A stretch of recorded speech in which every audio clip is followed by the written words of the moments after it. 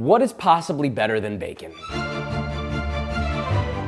Crispy skin Cantonese pork belly.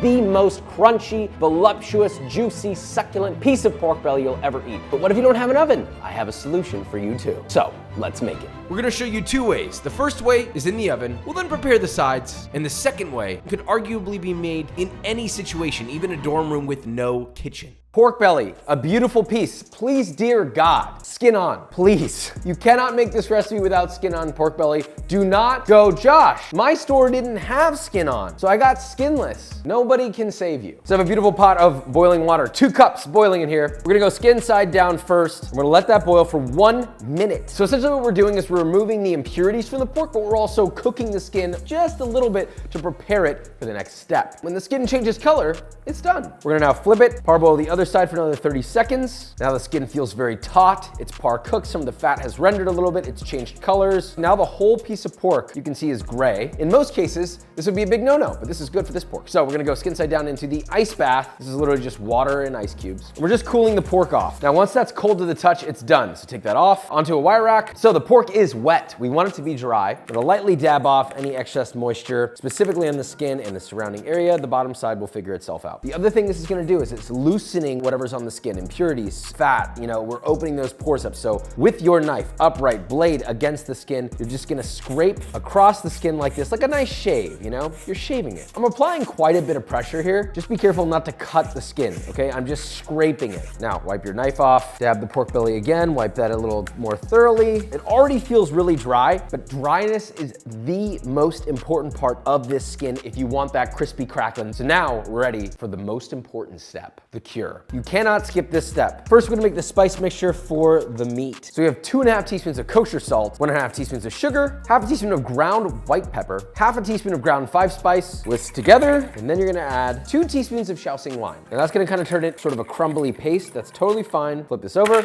This is not a requirement, but this whole recipe is inspired by the beautiful Chinatown look of those crispy, crackling pork bellies hanging in the window. You see them in the distance. They almost draw you in. They tend to have these slashes in them. So you're gonna start lengthwise. You're gonna go about 1/2 inch deep into the meat, not too deep, all right? So we're gonna go about yay, all the way across. And then now you're gonna go across, same depth to create perfect little square checkerboards. Now it looks like this. Now we're gonna rub that spice paste all over the meat. Again, not the skin, just the meat. Flip this over. Finally, we're gonna salt the skin. This is gonna draw the moisture out. It's gonna make the skin puff. Just all over the skin. Even if you put too much, it's not gonna absorb all the salt. All it's gonna do is help draw out that moisture and get it nice and dry. This is going in the fridge overnight, no cover to dry out for 24 hours. All right, next day, the skin is now leathery. It's super dry, it's a little firmer, it's looking good. Now, one thing I noticed with this belly, you've got a section that didn't have skin on it that we got from the butcher. That will happen from time to time. Frankly, I prefer to carve that off, and you can put that in a soup, a stew, you can freeze it and save it for later. We have a baking sheet, we have foil. This is gonna go right in the center of the foil. It's important you center it because we're gonna fold the foil up and towards the pork belly on all sides, sort of create a bit of a boat here with your aluminum foil. The real goal is to expose the skin fully while creating kind of a little bit of a braise underneath that from the juices and the fat. It's also gonna collect the fat so it's not running everywhere. Now you can't just put this in the oven. Sharp metal skewer, and you're gonna poke little tiny holes all over the skin. Don't go all the way through. We're just going far enough to get through the skin. Think about it like this. The more holes, the crispier it'll be. You can't even really see the holes after you've punctured, so try to keep a mental note of that. But I'm essentially going down in a line, so I'm going boom, boom, boom, boom, boom, boom, boom. Like I'm laying seeds. One more thing you need to do to this. Before this goes in the oven, you're gonna lightly brush this with just a touch of rice wine vinegar, white distilled vinegar, nothing with really any sugar present. It's just a very sour vinegar. That's it. Then into the oven. 375 degrees Fahrenheit for 1.5 hours. So once it's done, you'll pull that out. Now, even though you have a little bit of crackling, it's not quite there yet. We want that big, puffy, crunchy skin. I don't want any chew, any leathery, any fattiness on the skin itself. I want it to be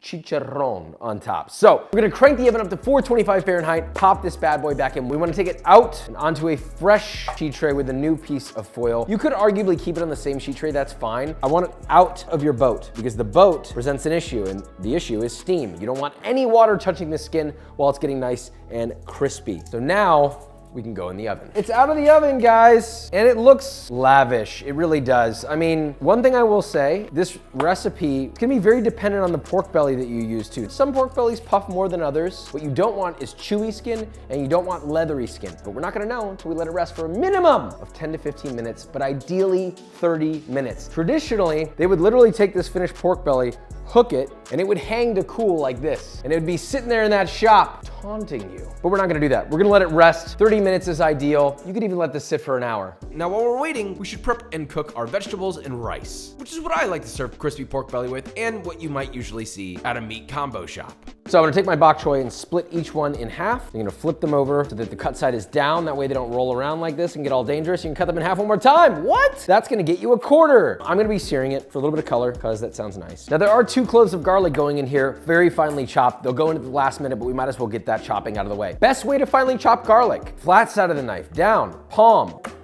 Give it a little whack. And take your knife, run through it once, one direction. So bring that all back together and then give it a run through with your knife a couple more times until it's as fine as you want. Now it's ready to go in the pan. So to sear this, I have a 12-inch stainless steel pan. 2 tablespoons of a neutral high heat oil. It's very hot already, so I'm gonna drop in my bok choy immediately. It's gonna pop. Don't be scared like I am. Don't be afraid to get a little char on this. It can handle it. So I'm gonna sear that for like about 2 minutes roughly. I'm gonna hit that very lightly with salt because we are gonna be adding more things to this that are salty. A little bit of char, nice caramelization here. Good. Flip onto the other cut side. Now, once you got char on both sides, take those out, do the next batch. Again, we're just getting color right now. Don't worry, we'll cook them the rest of the way through in a second. If you need more oil, you can add it at this stage. A little bit more salt. So these are done. I'm gonna add the rest of my bok choy back. Give those a light toss. Now this is gonna start to create some steam, which is what we want because we've gotta cook the center of the bok choy. So I'm reducing this to medium. I'm gonna add about a 1/3 cup of water to the pan. It's loud, I get it. Reduce the heat to low, and we're just gonna let these steam out a little bit. You can also add a lid. Let it steam for about 3 to 4 minutes or just until the vegetable is al dente. I like a little bit of crunch in my bok choy. I don't want it fully soft. The bok choy is now softened. It's ready to receive our sauce. A tablespoon of soy sauce, 2 teaspoons of rice vinegar, a tablespoon of honey. Give that a whisk till combined. Increase the heat back to medium high. Just gonna pour your sauce directly over your bok choy. Toss it together and just let it reduce on the bok choy until it's nice and glazed. It'll take about 2 to 3 minutes of boiling. Make sure it does not burn. Almost all the liquid is evaporated. We've got a nice glaze on the vegetables. At this stage, I'm gonna cut the heat completely off. I do not want this garlic boiling in there. It'll turn bitter in. And while it's still hot, you're gonna toss that together, get that coated. You're gonna immediately smell that beautiful garlic. And the garlic's just gonna par cook. That is your bok choy. It's gonna go on your pork. Speaking of, there's another way to do this. You just need an air fryer. I know I've talked shit about them in the past, but ever since I learned you can make Cantonese pork belly on it, I was like, wait a minute, maybe this isn't so bad. Pork belly,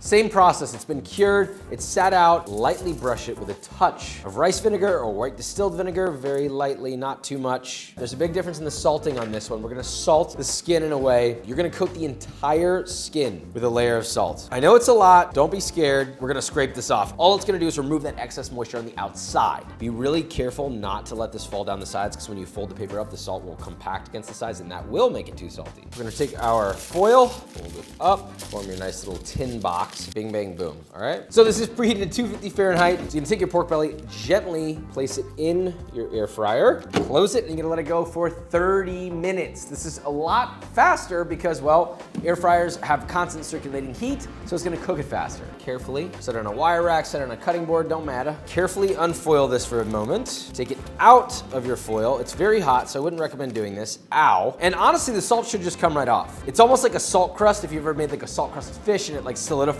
into basically a crispy, crackly whatever. And then you can just, with your fingers or with a brush, just brush off the excess salt. It's gonna go back onto your foil. Keep the bottom moist. Make sure you do not cover that skin because this is the crispifying process. Before you put it in, a little bit of vegetable oil and you're gonna lightly brush the top of that. Just a very, very small amount. It's gonna help get it going. Set it to 400 degrees for 30 to 40 minutes. Check it about halfway in between and then, you know, maybe 75% of the way just to make sure it's not burning until you got a crispy, crackly crust. We'll taste this in a second, but first let's plate up our oven version so we have a baseline to compare it to. So you're gonna load this up in a beautiful bowl with lots of steamed white rice. Give me any kind of rice you want. I like medium or short grain rice for this, followed by your bok choy. Finally, your stunning, crispy pork belly. Let's taste. You can serve this with a sauce, a ginger scallion sauce, which you would usually see in one of those 3 meat combos.